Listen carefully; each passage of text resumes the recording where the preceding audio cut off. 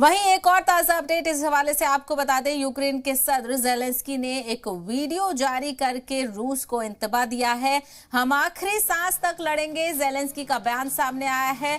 Video उन्होंने जारी किया है, हम किसी कीमत पर हार नहीं मानेंगे, मैं मुल्क छोड़कर नहीं जाऊंगा। तो जिस तरीके से रशिया और यूक्रेन में तनाजा जारी है, तो इसी दौरान जो यूक्रेन के सदर हैं ज़ेलेंस्की, वो इस वक्त दारुल हुकूमत कीव में मुकीम है। वो वहीं से रशिया के खिलाफ जंग का मुकाबला कर रहे हैं और तैयारी कर रहे हैं।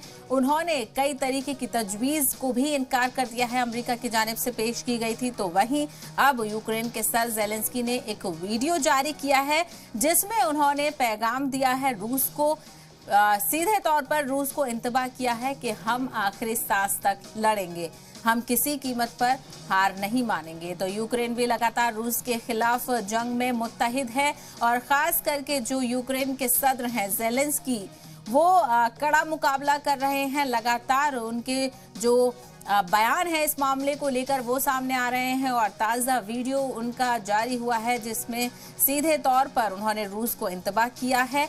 उनका कहना है कि इस जंग में हम आखिरी सांस तक लड़ेंगे, हम किसी भी कीमत पर हार नहीं मानेंगे रूस के सामने।